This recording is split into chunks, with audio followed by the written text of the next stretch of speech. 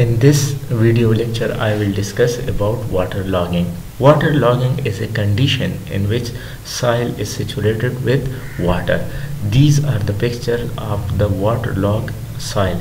You can clearly see excessive water on the surface of soil. So in this lecture, I will discuss about the causes, effects of the water logging, and at last I will discuss how we can prevent water logging. So let's start.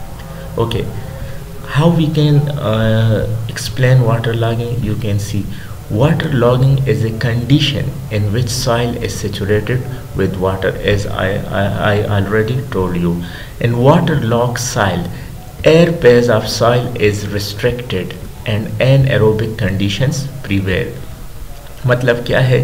For example, this is the horizon of soil.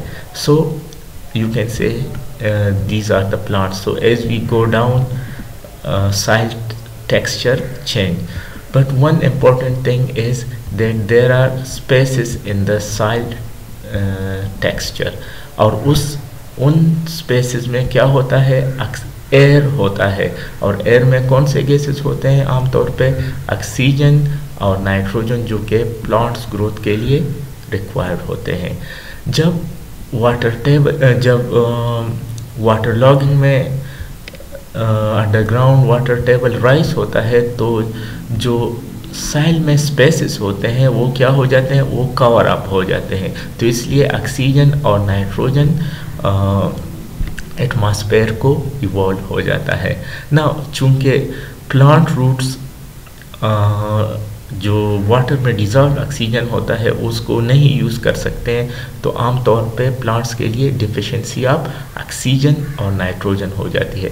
अब इसका plant growth पे क्या effect है, तो हम इसको effects में पढ़ेंगे. सो यहाँ पे आपको याद करना है कि वाटर लॉगिंग में क्या होता है. मेन पॉइंट्स: साइल वाटर से सैचुरेट हो जाती है, वाटर टेबल राइज हो जाता है, और तीसरा पॉइंट एनएरोबिक कंडीशन प्रिवेल होती है. चूँकि वाटर जो स्पेसेस होते हैं साइल में उसको कवर अप करते हैं और ऑक्सीजन और नाइट्रोजन इवॉल्व होता है एटमॉस्फेयर को. Now let's study the causes of water logging in detail. So सबसे पहला काज जो है वो फिजियोग्राफी है. किस फिजियोग्राफी का मतलब है कि साइल की यू कैन से टोपोग्राफी कैसी है, स्लोप कितना है, शेप कैसी है, उसकी ड्रेनेज कैसे है. तो you can see topography, slope, shape and drainage pattern of a place cause water logging. You can see low-lying areas experience more water logging. Let me change color. Okay, you can see है, अगर हमारे पास एक area हो, for example इस तरह, right, let's say this is low lying area. So जो भी water run up करेगा तो वो यहाँ पे स्टोर होगा, और जब यहाँ पे स्टोर होगा तो सॉइल के लिए वाटर लॉगिंग का रिस्क ज़्यादा हो जाएगा. Similarly physiography determines the speed surface runoff and the time it takes for the soil to drain surface water. अब जितना स्लोप ज़्यादा होगा तो वाटर आसानी के साथ रन ऑफ करेगा, और जब आसानी के साथ रन ऑफ करेगा तो वाटर लॉगिंग का रिस्क इंतहाई कम होगा. So these are the main causes of water logging. Similarly heavy rainfall and flooding, these are the natural cause of water logging. चूँकि वाटर लॉगिंग में ज़मीन वाटर से सैचुरेट हो जाती है, तो वो दो फैक्टर्स पे डिपेंड करता है. पहला फैक्टर है कि रिसीविंग ऑफ वाटर. सो आप वाटर को रिसीव कैसे करते हैं? मेनली हम रेन के साथ से करते हैं. और दूसरा है how to loss of water. अगर किसी ज़मीन से वाटर लॉस ज़्यादा हो और रिसीविंग कम हो तो वहाँ पे वाटर लॉगिंग का रिस्क कम होता है. लेकिन अगर मानसूनी सीज़न में या अगर वैसे बारिश ज़्यादा हो जाएगी तो ज़मीन ज़्यादा वाटर रिसीव करेगी। जब ज़्यादा वाटर रिसीव करेगी तो वाटर टेबल जो अंडरग्राउंड है वो राइज हो जाएगा और जिसकी वजह से वाटर लॉगिंग हो जाएगी। So you can see here, weather is the natural cause of water logging. Heavy rainfall raises the water table. Areas facing prolonged rainfall will tend to become waterlogged either temporarily or permanently. जब बारिश ज़्यादा होती है, आमतौर पे हमारा इलाका चूँकि मानसूनी है, तो आपने ऑब्जर्व किया होगा कि बरसात के मौसम में वाटर टेबल राइज हो जाता है, right. So heavy rainfall is one of the important reason of the water logging. Third reason जो है सीपेज एंड फ्लो। आपको पता है कि जब बारिश होती है तो क्या होता है, लेट से रेन हो जाती है तो some of water is absorb by the soil while other run off on the surface side. So seepage जो होता है डिफरेंट वाटर सोर्सेस से, तो वो भी वाटर लॉगिंग काज करता है। मतलब क्या है, enter flows and seepage from near by water bodies. Water bodies आमतौर पे शेलोस होते हैं, एक्विफर्स किसको कहते हैं, जो अंडरग्राउंड वाटर होते हैं, जो रिजर्वायर होते हैं उसको एक्विफर्स कहते हैं। कैनाल्स और रिवर से अक्सर वाटर सीपेज होती है। फॉर एग्जांपल ये एक वाटर कैनाल है तो इसके इर्द गिर्द क्या हो जाता है, वाटर सीपेज हो जाती है, जिसकी वजह से वाटर लॉगिंग काज होता है। पाकिस्तान में चूँकि एक बेहतरीन नहरी निज़ाम कायम है, यू कैन सी 40,790 माइल्स हमारे पास कैनाल्स मौजूद है और आमतौर पे वो कैनाल्स उसकी जो किनारे है वो पक्की नहीं है या कंक्रीट से नहीं बनी, तो जिसकी वजह से वहाँ पे सीपेज का खतरा बहुत ज़्यादा होता है। तो मोस्टली वो ज़मीनें जिसको हम कैनाल से इरिगेट करते हैं तो वहाँ पे वाटर लॉगिंग का रिस्क ज़्यादा होता है, राइट। थर्ड जो है excessive irrigation and poor drainage system. आमतौर पे जो सब कॉन्टिनेंट के फार्मर्स होते हैं तो वो पुराने तरीके इस्तेमाल करते हैं इरिगेशन के लिए, जिसकी वजह से एक जो ज़मीन होती है वो बहुत एक्सेसिव वाटर रिसीव करती है। सो जब मौसम बारिश भी हो जाती है, फॉर एग्ज़ाम्पल अगर हम किसी साइल को इरिगेट करते हैं और इसके बाद बारिश होती है तो वहाँ पे वाटर लॉगिंग का मसला कायम हो जाता है। ये चूँकि इरिगेशन से होता है तो ये मैन मेड काज है। If irrigation is not well planned, unscientific, it will cause waterlogging. Seepage from canal is one of the main causes of waterlogging in Pakistan. चूँकि मैंने आपको पहले बताया कि पाकिस्तान में एक बेहतरीन कैनाल सिस्टम है इरिगेशन के लिए, तो मोस्टली वहाँ से सीपेज का खतरा ज़्यादा होता है, या मोस्टली जो फार्मर होता है वो खेतों को एक्सेसिव वाटर देता है, तो जिसकी वजह से वाटर लॉगिंग काज होती है। Another reason is soil type.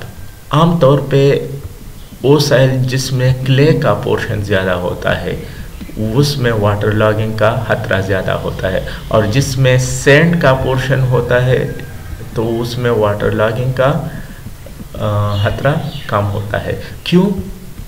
क्योंकि जो सैंडी सॉइल होती है वो आमतौर पे वाटर को बहुत अच्छे तरीके से एब्जॉर्ब करती है, जबकि क्ले जब वाटर एब्जॉर्ब करती है तो they become you can see एक स्लरी सी बन जाती है, जिसकी वजह से पानी को मज़ीद वो एब्जॉर्ब नहीं कर सकता। सो soil made of clay hold moisture for long time and become waterlogged easily. So this is also one of the important cause of waterlogging. Now let me summarise causes of water logging. पहला cause you can see, हमारे पास है physiography, ऐसा साइल जो कि slow हो, इसमें drainage pattern अच्छे हो, तो उसमें वाटर लॉगिंग का खतरा कम होगा। अगर साइल ऐसा हो कि वो लो लाइंग एरिया हो, ड्रेंचेस हो, उसमें उससे वाटर आसानी से न जा सके, तो वहाँ पे खतरा हो सकता है वाटर लॉगिंग का। दूसरा है हैवी लैंडफॉल। तीसरा सीवेज एनफ्लोज, अगर वाटर बॉडीज मौजूद है और वहाँ से वाटर सीवेज कर रहा है, तो वहाँ पे भी वाटर लॉगिंग का मसला है। जो सबसे इम्पोर्टेंट काज है कि हमारे पास फार्मर अनअवेयर है वाटर लॉगिंग के बारे में, या अनसाइंटिफिक मेथड यूज़ करते हैं इरिगेशन के लिए, तो उसी वजह से भी वाटर लॉगिंग काज होती है। Now effects of water logging, let me okay, so पहला, जिस तरह मैंने in the beginning of this lecture आपको बताया कि साइल, पुअर साइल एरिएशन, मैंने आपको बताया कि ऑक्सीजन और नाइट्रोजन की डिफिशिएंसी हो जाती है, और oxygen is required for the root respiration, right. So oxygen की डिफिशिएंसी की वजह से, या अगर वाटर लॉगिंग प्रोलॉन्ग हो तो प्लांट्स की डेथ हो जाती है। लेकिन अगर प्रोलॉन्ग ना हो तो जो लोअर पार्ट्स रूट्स होते हैं वो डैमेज होते हैं, जिसकी वजह से प्लांट्स के ग्रोथ पे असर पड़ता है। So water logging cause the air within soil to move out, cause deficiency of oxygen, which in turn retard or ceases the growth of plant. Saturated soil reduce microbial activity. Microbial activities बहुत ज़्यादा ज़रूरी है plants growth के लिए। आपको पता है कि नाइट्रोजन की फिक्सेशन एक खास किस्म का बैक्टीरिया करता है। जब साइल वाटर से सेचुरेट हो जाता है तो वो एक्टिविटी स्टॉप हो जाती है। इसके अलावा माइक्रोब बहुत ज़्यादा क्या करते हैं, डिकम्पोजिशन करते हैं, जो कि जो कॉम्प्लेक्स ऑर्गेनिक मैटर होते हैं उसको प्लांट्स के लिए अवेलेबल करते हैं। लेकिन अगर ऑक्सीजन की डिफिशिएंसी हो जाए तो वो माइक्रोबियल एक्टिविटीज़ कम हो जाती है, जिसकी वजह से साइल की फर्टिलिटी इफेक्ट होती है, right. another you can say effect of soil is that waterlogging is that it alter the pH of soil। मतलब क्या है कि जब वाटर लॉगिंग होती है, फॉर एग्जांपल ये साइल का अपर सरफेस है and this is bed rocks, let's say, जब वाटर का टेबल राइज होता है तो ये अपने साथ बहुत से साल्ट्स को भी अपने साथ ऊपर ले जाती है, राइट। अपने साथ साल्ट को डिज़ॉल्व करती है और ऊपर ले जाती है, जिसकी वजह से क्या होता है, साइल की पीएच चेंज हो जाती है। एंड वी नो दैट कि साइल के ग्रोथ के लिए एक ऑप्टिमम टेम्परेचर पीएच रिक्वायर्ड होता है। सो जब वो पीएच चेंज हो जाता है तो इस वजह से क्या होता है, यू कैन सी साइल की ग्रोथ इफेक्ट हो जाती है। As I already told you, it cause deficiency of nitrogen, sulphur and zinc. आमतौर पे साइल को जिंक की ज़रूरत होती है, सल्फर की ज़रूरत होती है और नाइट्रेट की ज़रूरत होती है। लेकिन जब वाटर टेबल राइज होता है तो ये अपने साथ कैल्शियम, एल्यूमिनियम वगैरह ऊपर ले आती है, जो कि प्लांट के ग्रोथ के लिए अच्छे नहीं होते, और ये कैल्शियम, जिंक वगैरह को रिप्लेस करता है, तो इसलिए it effect the growth of the plants. 4 number है डिस्ट्रॉय द सॉइल स्ट्रक्चर। आपको पता है कि सॉइल का एक खास स्ट्रक्चर होता है, उसका एक खास टेक्सचर होता है। जब वाटर टेबल राइज होता है तो वाटर का वो टेक्सचर खराब हो जाता है, जो कि सॉइल की फर्टिलिटी को इफेक्ट करता है।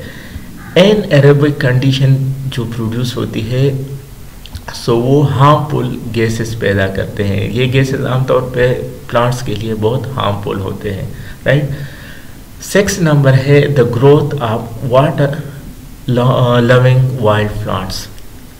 As you know that some plants like water more than other plants. So जब water logging होती है तो वो प्लांट्स ग्रो करना शुरू करते हैं, वो प्लांट्स डोमिनेट करना शुरू करते हैं जो कि वाटर लविंग हो. सो water logging cause the growth of wild plants which replace useful plants. मतलब फिर उस प्लांट्स को ख़त्म करना इंतहाई डिफ़िकल्ट होता है और वो प्लांट्स यूजफुल क्रॉप्स के साथ कंपटीशन करते हैं, जिसकी वजह से साइल की प्रोडक्टिविटी इंतहाई कम होती है. It cause salinity of soil. As I already told you, जब वाटर टेबल ऊपर आता है तो ये अपने साथ डिजॉल्व साल्ट्स को भी ऊपर ले आता है. तो जब ये ऊपर ले आता है तो इसकी वजह से साइल सरफेस पे सॉल्ट्स की कंसंट्रेशन ज़्यादा हो जाती है, जिसकी वजह से ज़मीन की फर्टिलिटी कम हो जाती है. Right. The last one is the loss of cash crop.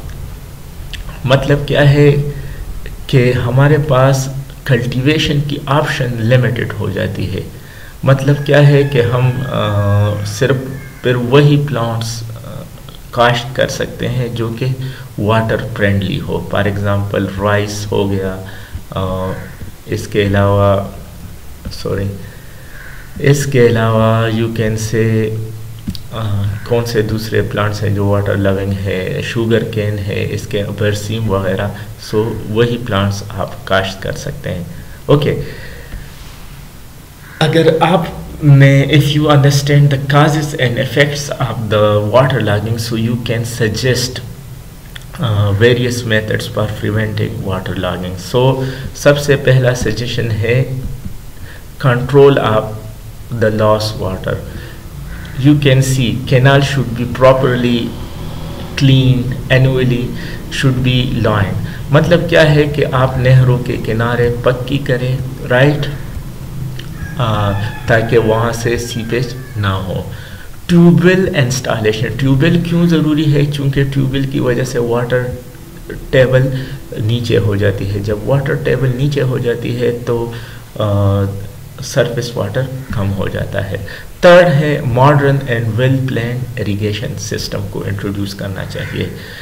ऐसा जो पुराना इरिगेशन सिस्टम है कि कैनाल्स के ज़रिए आप खेतों को सैराब करें तो उससे वाटर लॉगिंग का खतरा होता है. तो इसलिए मॉडर्न इरिगेशन टेक्निक को अपनानी चाहिए. 4 number trees should be planted. वहाँ वो जगह जहाँ पे वाटर लॉगिंग का खतरा हो तो वहाँ पे ऐसे प्लांट्स, ऐसे ट्रीज लगाने चाहिए जो कि पानी की वाटर फ्रेंडली हो और वो पानी की ज़्यादा कंज्यूम करे, तो वहाँ पे वो वाटर की सतह कम हो सकती है. 5th नंबर जो है सूटेबल क्रॉप्स कल्टीवेशन. मतलब ज़मीन की क्लोजली एनालिसिस करनी चाहिए. अगर वो वाटर लॉग हो ज़मीन हो तो वहाँ पे फिर राइस, शुगर केन, बरसीम वगैरह काश्त करना चाहिए ताकि ऑफ कोर्स थोड़ी बहुत प्रोडक्टिविटी तो हो जाए. अगर आप इसमें वही पुराने जो कैश क्रॉप्स है जिस तरह गंदम वगैरह काश्त करेंगे या मैज़ वगैरह, तो उसकी प्रोडक्टिविटी इंतहाई कम होगी. So that's all about water logging. Let me summarise the whole lecture. Water logging क्या है? Water logging is a condition. Right. Water logging क्या है? Water logging is a condition in which soil is saturated with water. Water logging में क्या होता है? Deficiency of oxygen and nitrogen होती है. चूँकि साइल में जो इंटरमॉलिक्यूलर स्पेसेस होती है वो क्या होता है? वो कवर अप हो जाते हैं. काजेस क्या है वाटर लॉगिंग के? वाटर लॉगिंग के काजेस क्या है? टोपोग्राफी है कि अगर लो लॉइंग एरिया हो या रेनफॉल ज़्यादा हो या इसके अलावा पुअर ड्रेनेज सिस्टम हो और अगर इरिगेशन के मेथड्स सही ना हो तो वाटर लॉगिंग काज होती है. आमतौर पे बाज़ साइल ऐसे होते हैं जिसको वाटर लॉगिंग का खतरा ज़्यादा होता है, जिस तरह क्ले वगैरह. इसके इफ़ेक्ट्स क्या है?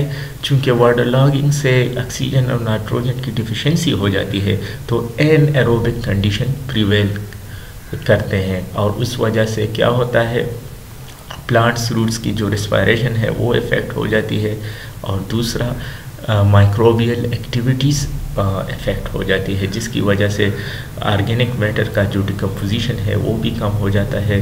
दूसरा नाइट्रोजन फिक्सेशन भी ख़त्म हो जाता है, तो जिसकी वजह से सॉइल फर्टिलिटी कम होती है, राइट। इसके अलावा यू कैन सी के वाटर लॉगिंग से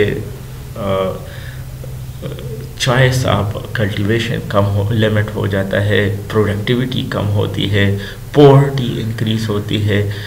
how we can prevent water logging? तो मैंने आपको बताया कि वाटर लॉगिंग किस वजह से होते हैं कि ज़मीन कितना वाटर रिसीव कर रहा है और इसको कितना इवापोरेट कर रहा है या एब्जॉर्ब कर रहा है। तो अगर ड्रेनेज सिस्टम प्रॉपर हो, दूसरा अगर सीपेज फ्रॉम वाटर बॉडीज ना हो, सूटेबल क्रॉप काश्त की जाए तो हम वाटर लॉगिंग को प्रिवेंट कर सकते हैं। Thank you, that's all for today.